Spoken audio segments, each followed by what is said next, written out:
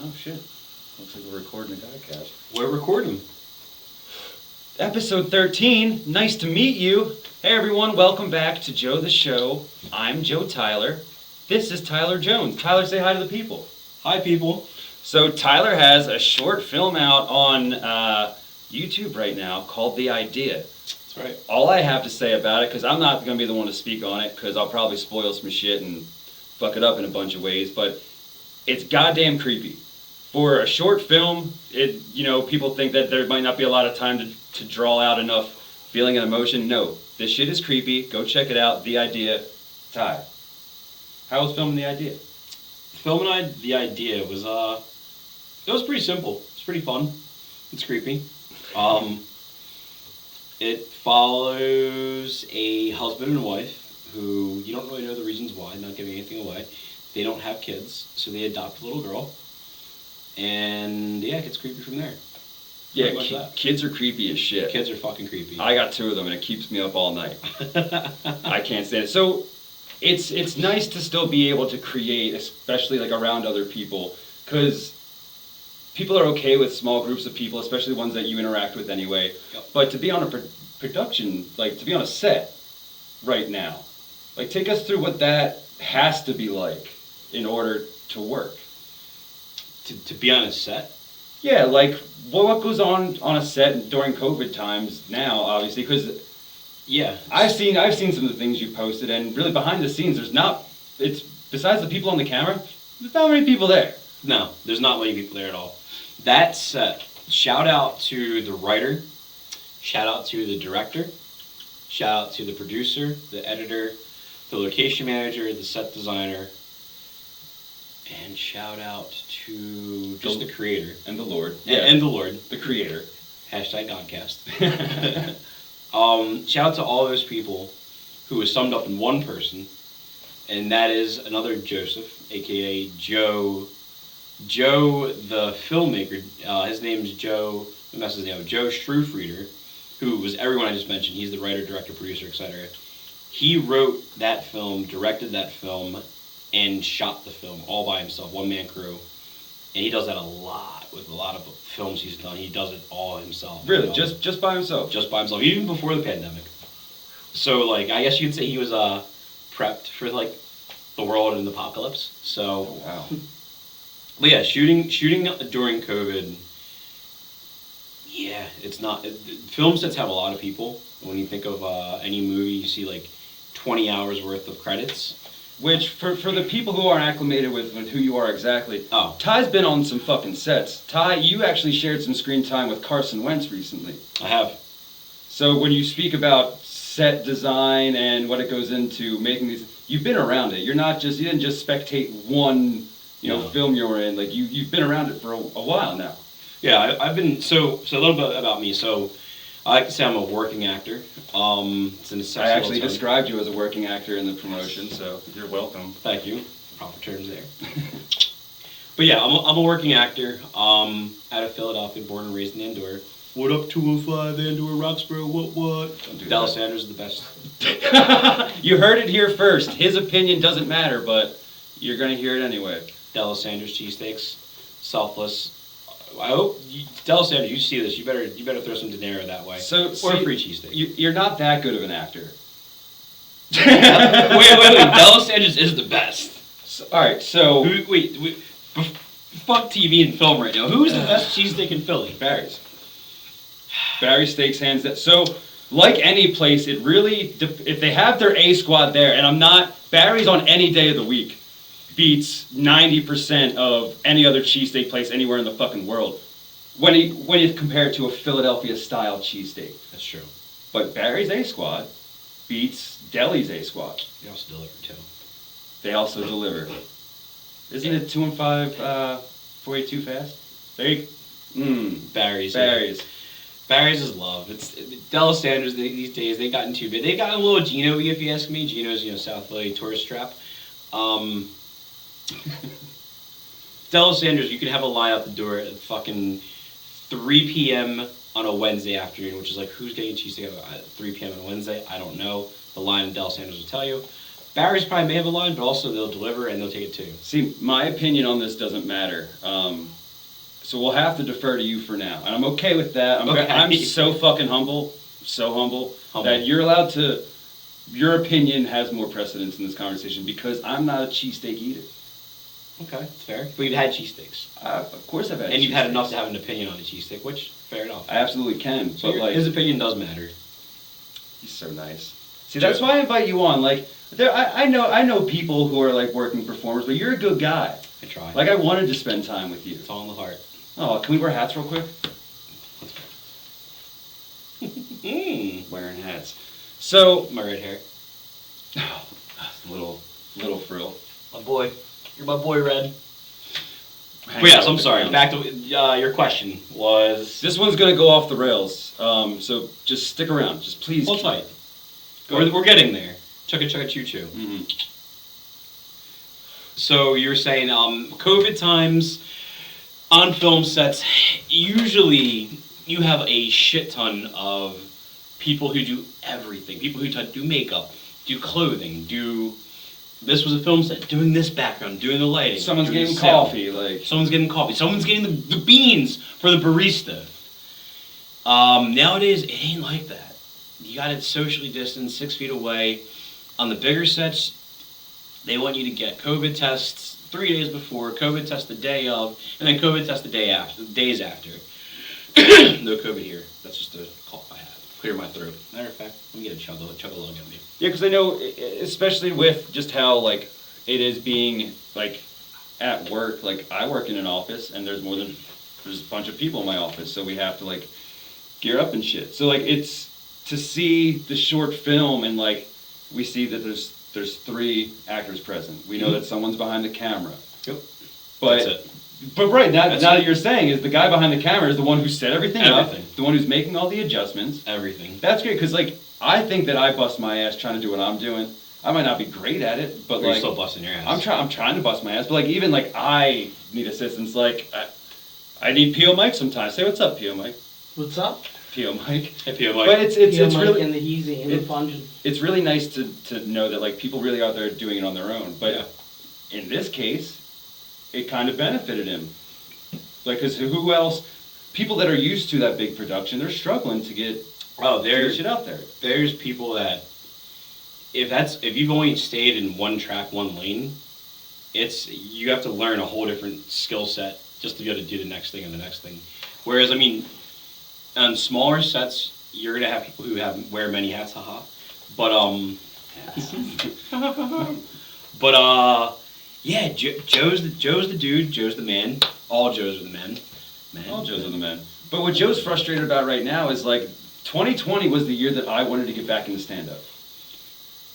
That was the beginning of that year. I knew like I had to have an outlet. I enjoyed doing stand-up before, but it's been a couple of years. I want to get back into it just as something to fucking do. And then boom, Womp womp. comedy clubs done across the country, especially in Philly because it's such a dense fucking city. Not that there was a crazy amount of comedy clubs in the first place. But that is just one small, not that it's small, but it's one piece of art that's struggling right now. It's the arts in general are struggling. People are adapting and just being creative. Obviously. And it's forced people to be creative in their own right, but it's also cool at the same time because a lot of your big budget shit is also shut down, so it allows smaller people, smaller industry, smaller organizations to kind of like have a spot to like really blow up and thrive, which this will be.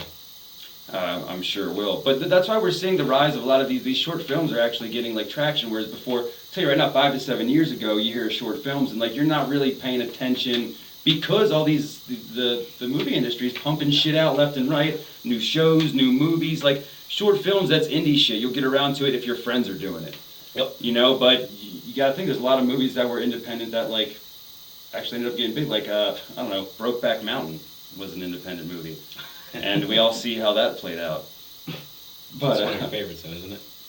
It is one of my favorites. It's my second favorite Heath Ledger movie. Probably my 5th favorite Jake Gyllenhaal movie.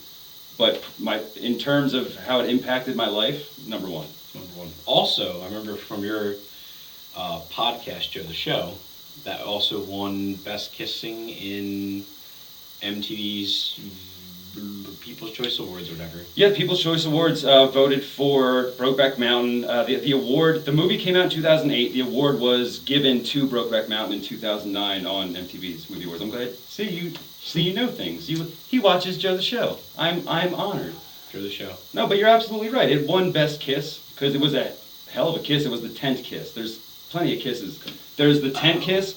And then when you're gonna watch it, if you haven't seen it already, I'm gonna just give it away. You just gotta watch. But then when Jack Twist goes and visits Enos at his home where he has his wife and his 2 daughters, and Enos has to go outside and like stop Jack before he gets to the door. They're at the bottom of the steps of the apartment, and they're just like so pent up with like missing each other for so long that they can't help but just fucking grab each other and kiss each other. But his wife like is looking out the window and kind of sees what's going. But she had an idea. Anyway, You have all the film times bookmarked, right? On your website. But like you're- every kiss time, you have like all of them. You know them X all. minutes, XX seconds. Yeah. So some things are jokes. There's jokes, and then there's reality, and then there's a big gray area in between. And Brokeback Mountain, to me, goes from the most serious thing to the funniest thing for me of all time. Because Brokeback Mountain made my father so uncomfortable. Joke. Right. Well, no, it did. But the fact that I even watched it, like he was like weirded out by it, I'm like, I'm gonna watch it even harder, bro. Like, I'll watch the shit out of Brokeback Mountain, dude. Like, what up? I've never seen Brokeback Mountain. like that, Dad. But no, that's why I ended up watching it so much. But like, no, like all jokes aside, it's a beautiful movie. But Jake Gyllenhaal isn't as attractive as he could have been in that movie. I don't like the mustache on him. He's extremely underweight for what his regular acting weight is. So that, Jake Gyllenhaal's a phenomenal actor too. Yep. dude. One of the best, I know. If I had my phone, I'd show you the background, but Nightcrawler fucking gets to me. Oh, Nightcrawler's a great one. Again, super skinny and like not hot, but like, dude, hell of an actor. That movie brings a whole new level to creepy. Speaking of the idea, but First off, the Nightcrawler, it has a creepy vibe. But the whole movie. The idea, I think, 45 seconds in, you're like, wait. Hold on, it's like that's when you start getting vibes. It's like it's really quick. But that's what I was saying. Is like it does take a lot. It's because the runtime is the thing. It's not 10 minutes. it's like just about. Right. Exactly. About 10 minutes. But you're creeped out before you get halfway through. Oh yeah, it's the vibe of it. It doesn't give it much away. It's not giving anything away when you can assume that the daughter is the creepy one, which she is, and it's pretty quickly she hits you with the lines where it's like, yeah, we need to. Yeah, something's going on. This isn't nah. Now, how much did you talk to the writer director about this movie? Because I'm kind of curious about if they intended for it to be that creepy that quick, or if it was an adaptation because they knew now they had to do a smaller budget, shorter film, or was that always the intent? I was with him, Joe. Yes. That was always the intent. He knew he was going to do it. He rented out an Airbnb up in Bayonne, New Jersey. Ooh, shout out to Bayonne, New Jersey. Shout out to Bayonne, good old North Jersey. The best part of New Jersey, which there's no good parts of New Jersey. Yeah. But Because you're in the North Jersey, you're getting away from Jersey. Yeah, if you're in the middle of Jersey, you're screwed. Yeah.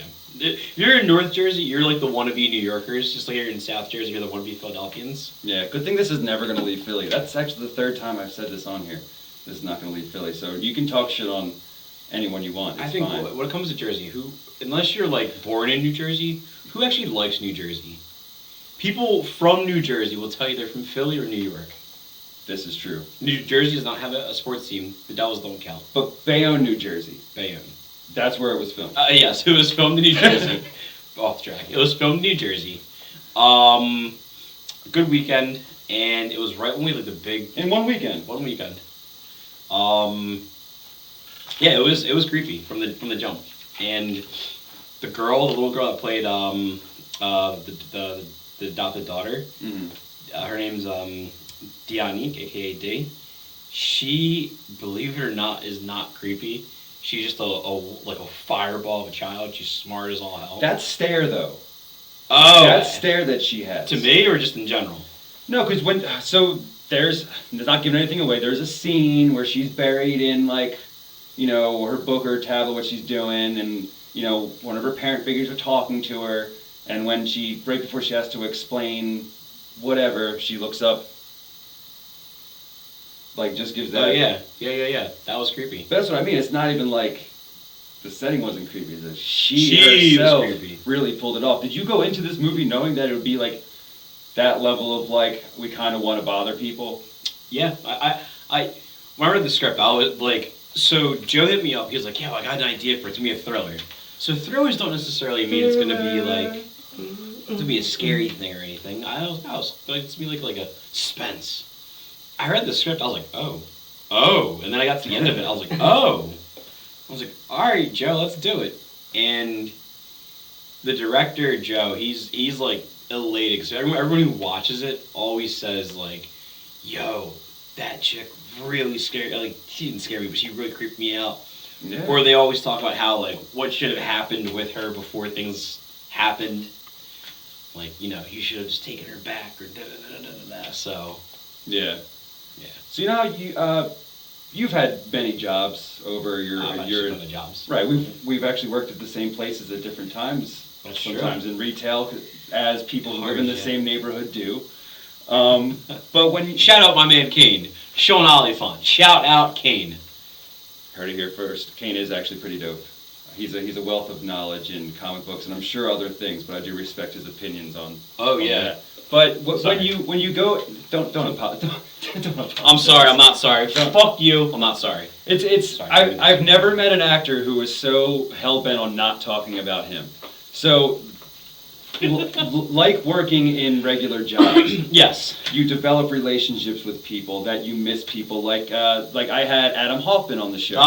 Adam was on here. Adam was on it. What? Come on, man. What? Adam Hoffman was one of the very first episodes on Joe the Show's GODcast. The 6'7" giant? He actually, dude, he plays plays a Pokemon game where you're only allowed to level up to level 50, the old school ones for Game Boy, but he plays it on his computer. Yo! Right?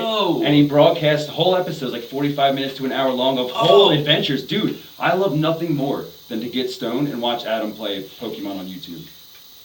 Bro, that is, when I'm not doing this and when I'm chilling, I'm doing that. Adam Hoffman. But my point is... Sorry. Adam's my point is, yes. So Adam, I met Adam because I worked with Adam. And even though we didn't work together anymore, like, I still remember the good times I had with Adam. And, you know, getting to reconnect with him, like, you find out he's still that dope person. He's exactly who he was before, which even if you aren't the same person you were in the past, like, you can still be... like fun or enjoy. Adam's still a really fun, great guy. Yeah. We had a great conversation, but we worked together. And from when you go set to set, you meet people, you develop relationships with people, and not just in networking, but people that you really hope you work with again or want to spend time with again. Yeah. So like, I don't want to call anybody out by like name, but you know, in such close, because there's only 4 people on the last set. You know, you spend a whole weekend with 4 people. It's a lot of time. You know, is it different than the relationships you develop with people on a larger set that you're only there for a couple hours? Oh, shit, yeah. So the director, so let me backtrack. There wasn't the daughter, in real life, her mom, Diana, she was there as well. So she helped out a little on the set. So there's actually 5 of us. Mm-hmm. There are 3 on camera, the 3 cast, myself, my wife, my daughter. In real life, the girl that played the daughter, her mom, and then the director, Joe. So there's 5 of us. Very fortunately, I worked with everyone on set except the daughter, Dianique. I worked with everyone at least in one production prior to. Oh, nice. So it was kind of cool because it was like a hangout. The director, Joe, he's cool as shit. You should get him on the show one day. Because you did seem like you knew the wife. Like, I was like, oh, he's a good actor. Like, he has to play the affection. But, like, just your hand placement. Like, you've seen this person before. We've been together before. There's actually... we've met. another film Joe did called Their Big Day.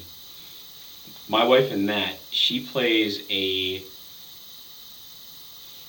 married porn star to a husband who have this epiphany during quarantine that they want to get divorced. And I'll leave it at that. Oh. So it's a porn star. What's the name of that movie again? Their Big Day. There's also a part 2, but it's called Their Big Day. I'm a co-star on that, so I'm not the lead. I play. It sounds interesting, whether or not you're in it. Yeah, you're right. Believe it or not, a lot of the movies I watch, you're not in them. Darn. Especially on Pornhub. I'm not on there yet. You're not algorithmically on the top of the charts. That's what it is. You're in there. It's in there. You're just not prominent. Yeah. That's fine. But yeah, Their Big Day. She plays a porn star, and her husband, they go through quarantine. They just go through like the COVID trials, and they're like, you know what? Let's get a divorce. And then they're planning out, like, let's have a big day for us getting divorced. Yeah. But yeah, she's on there. I'm on that set with Joe, who I've been on a couple other films as well. So. Dude, it's great that you like actually get to have like multiple interactions with these people and develop that relationship, because like, who knows, there might be like a large opportunity ahead, and just like knowing one other person on the set, you know, just that added comfortable layer, you know, so that you can focus on your art instead of I don't fucking know anybody here. Yeah. Like we're on a set together, like even if you were like holding a light behind me, which is not how it would probably go, but I'd be like, you know what, I don't know any of these motherfuckers, especially in front of me, but dude, Ty got my back, literally, I'm here. Dude, I was on a commercial for Wawa, and the get a Wawa hoagie. Go down to the Wawa. Get a Wawa hoagie. I heard Get they some got water. orders, 2 for 1 down there. 2 for 1 a hoagie fest. 2 for 1 waters. Yeah, that's right. It's Hoagie Fest. You can get classic for the same price. Yeah, but on the Wawa set, that was big. I didn't know anybody, but the girl who did the the crew that did makeup and style, so that put me on my clothings, and the lady who did my makeup, I knew them from when I was like, oh, I was like, Linda! Good, because they're literally in your fucking face. Right. So. And I'm like, and then the stylist, Shia, it was great, because it's like, I know you guys. So, in between breaks, when we actually had lunch together, I was like, I'm in the same with you guys. Cool kids at the table, I know everyone. Right. Yay! But I'm a social butterfly. I'm actually a social whore. Social. So, like, for attention or laughs? Like, is it for you, or you're just like, ooh, people? Oh, it's both. No.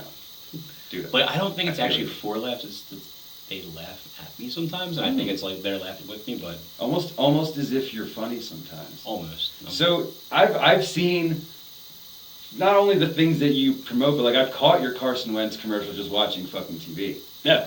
You know, but it's not gonna happen anymore though. Right, which you're like, it's upbeat, you know, your smiles, which you usually are anyway. But like the idea, are you more interested in like the darker, not dark roles, but like the more serious, suspenseful roles? Hands down. Oh, Hands down. over everything. Like my career, in the way I want it to be laid out, is I want to be an anti-hero or a villain. Oh, okay. Give me Giancarlo Esposito, who is that? That's Gus Fring in Breaking Bad. Yes. That's as well the roles I as want. many other things. And Moff Gideon. And like countless other things. But yeah, I want that role. The quirkiness, but I want like the, oh shit. Right, like you could be someone who like that's just a person and they're just a serious individual and I can talk to them like a businessman or what have you, but at the same time, like menacing. Menacing is always nice to have. Give me like, yeah, give me where I can like freak out and be like, this dude's off the chain, off the wall, but also give me like the reserve, the cat. Those are roles I really want. So I'm glad you actually answered that way because I have follow-up questions. Uh-oh, here we go. As usual interviewers do. So when it comes to the more serious roles, you know, like I know getting ready for the GODcast or one of the fucking dick joke videos that I have to get in a certain like mood. I have to get myself there. But there is kind of an emotional intelligence to it. You know, I don't have to just, it's a joke, yeah, but I have to understand how it's going to be received, how it's delivered, what the nuances are. And it's the same thing with really like serious roles, is that if you don't understand the emotion behind it, you're not really going to be able to portray who you're trying to be. Not who you're trying to act like, who you're trying to be. 1000%. There's a quote floating around out there when it comes to acting. So you have a script, right? And it's something along the lines of, even on any script that's very lengthy, you have white paper and black text. and it's something along the lines of the black words, the dialogue on a script. That's gravity. That's something you can't change. Throw a ball, it comes down. That's gravity. You have to live by them and die by the words that's on the page. Whether it says the guy laughs and then he opens the door or whatever. But the white stuff, the paper itself, that's the universe. So that's up to the actor as a creative to make that world real. And the questions are far more important that you ask yourself about what's happening and why it's happening, and just keep asking why. And a lot of times what's on the paper is not the answer. It's usually lived far outside of what the script has. So like, for the idea, even though it was like 10 minutes, and it was like 7 pages or 9 pages long, I created a whole story for the guy I played. His name is Tim. You don't even know his name's Tim in the film. It's not said, but I created a whole like backstory of like, okay, me and my wife, who are we? Why do we get married? What does she do? What do I do?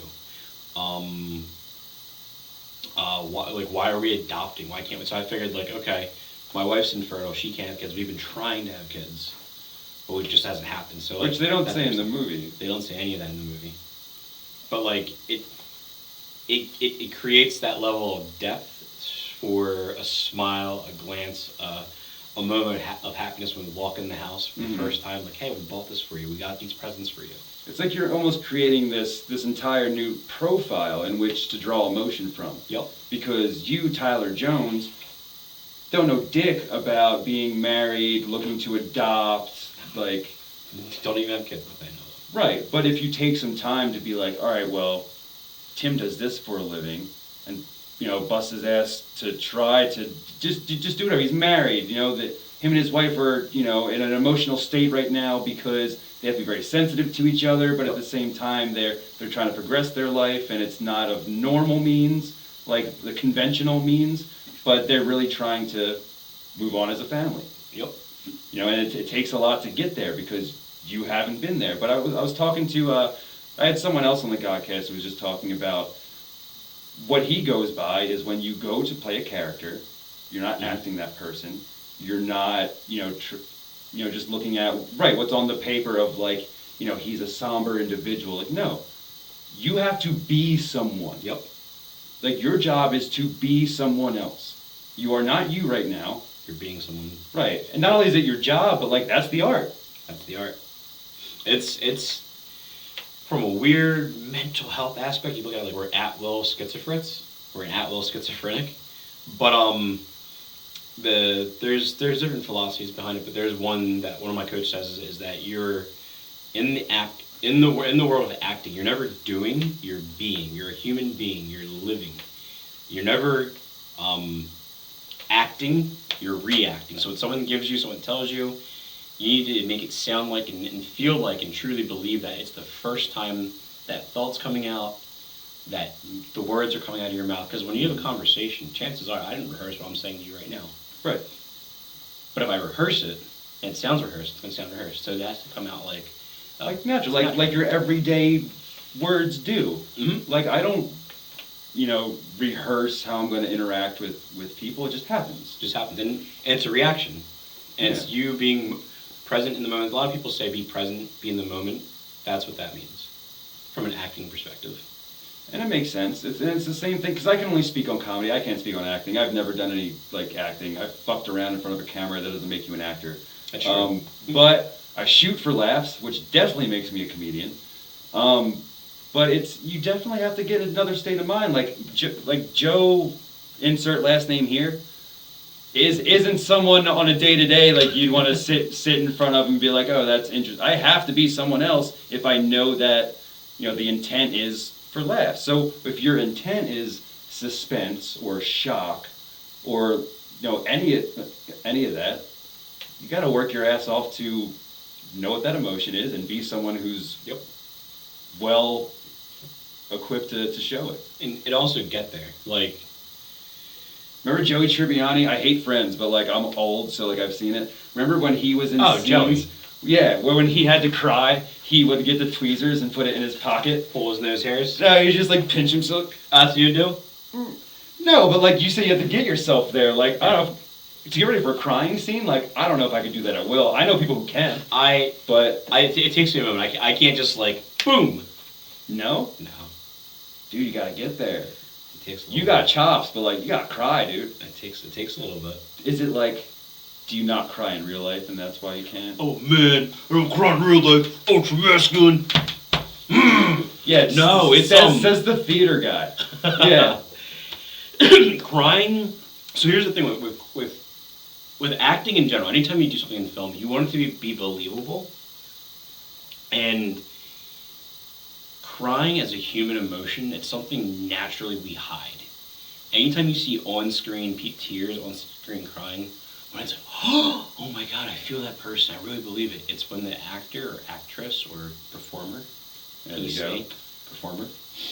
It's when they are, shout out to you, Mike did that. It's amazing.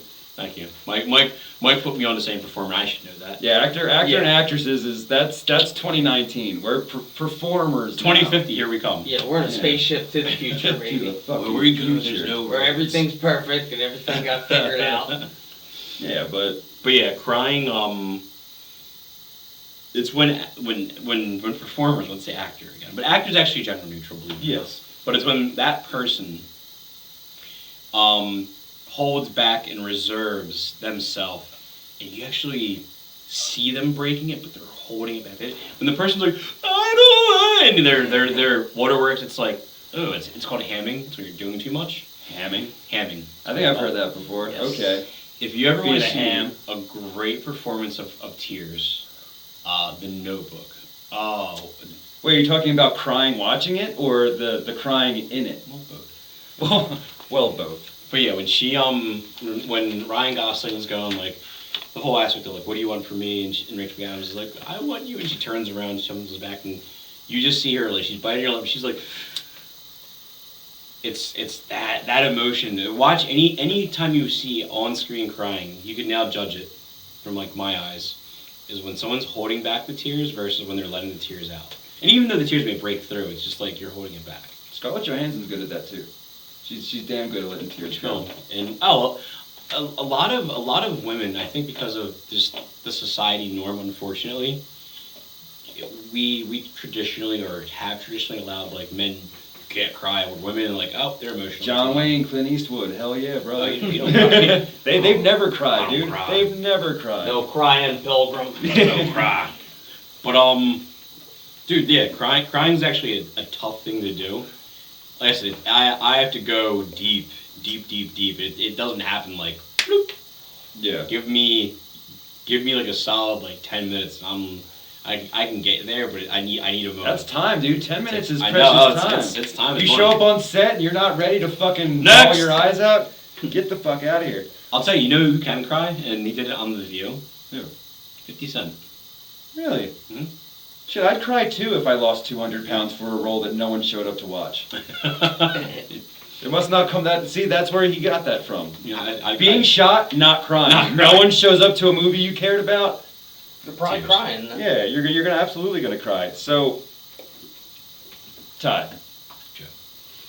I grew up watching Access Hollywood. My mom, well, not that I chose it. My mother would watch it, but for Mario Lopez. Yes. Okay. And during Mario Lopez. I forget the guy's name with the mustache. Oh yeah. It's Ronaldo. No, it wasn't Ronaldo. Yeah, no, it's not. Oh, Ronaldo. Yeah, I forgot about Ronaldo. Gennaro. But that's kind of where I started paying attention to, like, I don't know, performers and actors, and you know, because they like, I don't know, put them on a pedestal or whatever. But like, I didn't buy into that. In fact, I like to parody it. Like, I love, and you know about the 2021 Deadpool. I fucking love talking about these people that forever have been put on this pedestal because they're good actors.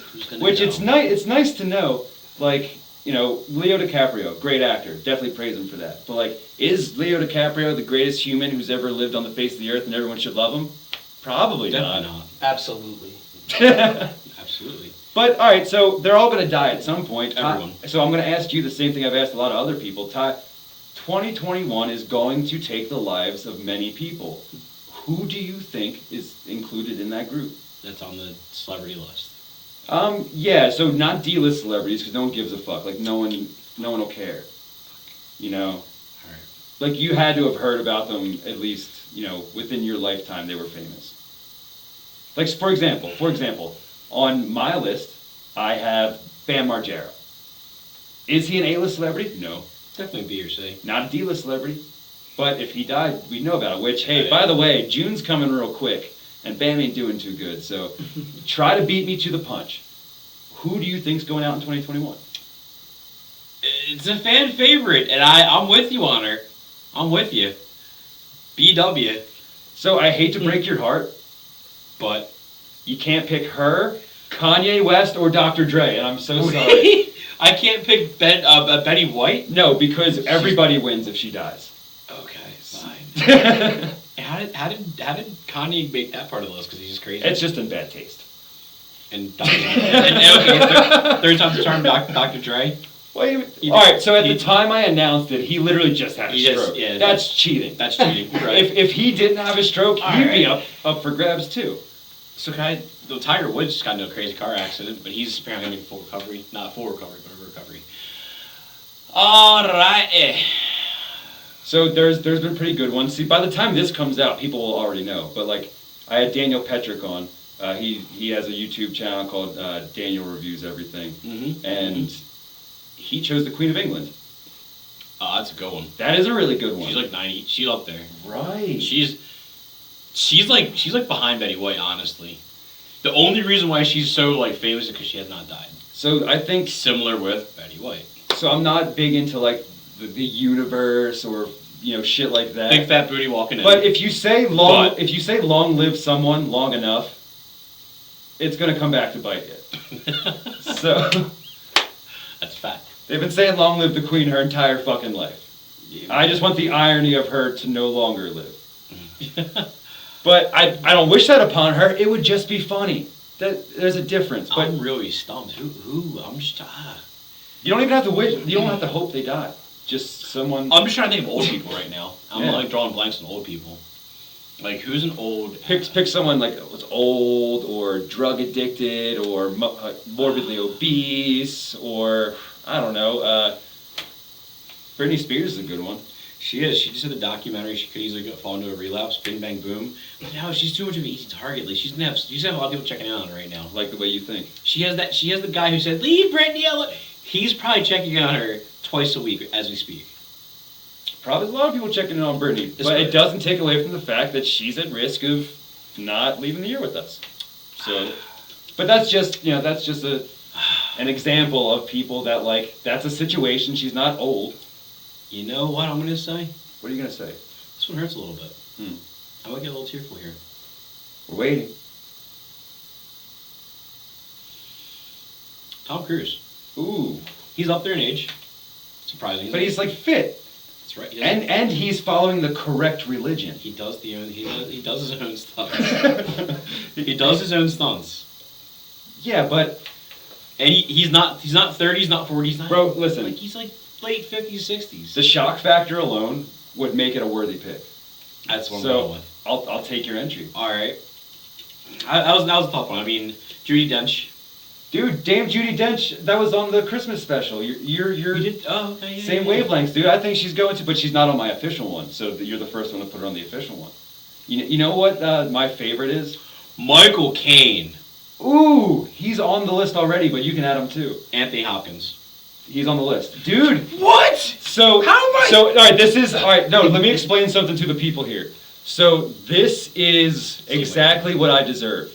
Because on yesterday's GODcast with Daniel Petrick, I mispronounced his last name. I opened up the fucking GODcast and called him Daniel Petrick. That's Petrick. His name's Petrick. Yeah, like Petter. I know him personally, so I've only ever called him Daniel. I've never had to say his last name out loud.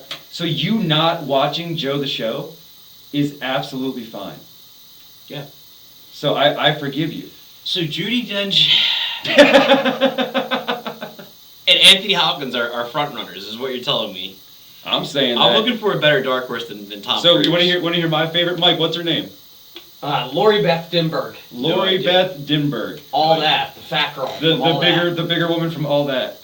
That's Mike's entry into the. Ooh. Yeah. So I'm saying, dude, It's not a bad obscure one. She's still She was in that episode of Workaholics, dude, and she was like 800 pounds. She was, like an elephant. But that's what I mean. Like, it's random people like that where Tom Cruise isn't a bad pick, because there's other people in it that you wouldn't really think of, but. Tom Cruise is like, that's big game hunting. That's big game hunting. 2021's going into the brush with a huge hunting rifle looking for Tom Cruise. How many do I need? Oh, dude, Tom Cruise is fucking enough. Okay. I only know because, believe it or not, the Deadpool's already locked in. Oh. It's like, but what happens is, you're on the show. So once the t-shirts come in, you get a t-shirt. Oh. But there's other stuff coming in that if your pick gets picked, just for giving me a pick, get some shit, dude. Oh, sweet. Absolutely give you some shit. So right. I have, to wrap this up, because I love talking to Tyler, but I do have limits on my videos. Just for consistency. I could talk to him all night, but I won't. So my last question is, you worked on set with Carson Wentz. Did you get to talk to him much at all? Yeah. Yeah, does he seem like a decent guy? I will say Carson's very humble. Carson Wentz did not put the football down unless he had his iPad watching film tape. Much kudos and respect. This was in the off season, so this man, he had, in that day, we shot that commercial from, I had to be on set at like 3 p.m. And we shot till like 9 p.m. Carson had practice. He was at the NovaCare Center from like 6:30 a.m. and was in the gym working out. And then apparently at 11 o'clock he had lunch or whatever. And then at 12 o'clock to 5:30 he went to New York to do a Beats commercial. Oh shit. He came on set at 6 o'clock. At 6 o'clock he did his shit. But the entire time he was just throwing his football around, or he had his iPad watching tape. Because the next day they had a game. It was preseason, so it was exhibition. Right. But he's really cool. He can't really act. He does not like being in front of it, like the cameras. He's very bashful. It makes sense. He's not used to it. So Not used to it at all. So he's obviously dedicated to football. But I will say one thing that was like, really, and this is no knock on the man because I have a lot of respect for the man, but his handshake. Ooh! Tell me he got a George Bush handshake. It was dead fish. Ooh! And he looks like a twig on the field because he's like Tall. Slender and tall. Oh, homeboy's like ha ha ha. He's jacked. But he can't shake a hand. Oh no, it was a little flaccid there. I was like, yo. So any Carson Wentz fan that was still left in Philly is gone. Yeah. Gone. Carson, I'm sorry, man, but like you just did that. The GODcast didn't have to be this heavy tonight. It got a little. But all right, I have one more question about Carson Wentz, and then we'll wrap it up. Is he as big of a bitch as Alshon Jeffrey says he is? The handshake. The handshake. The handshake tells you everything. Tyler Jones, thank you so much for being on the GODcast, episode 13. Don't give me the fuck. Give me a Carson Wentz handshake. Piece of shit. Get the fuck out of here. Go fuck yourself. Thank you everyone for stopping by again. Go see The Idea. Of course, man. Get the fuck out of here. Dude, we did a GODcast. Did a GODcast. Mm-hmm.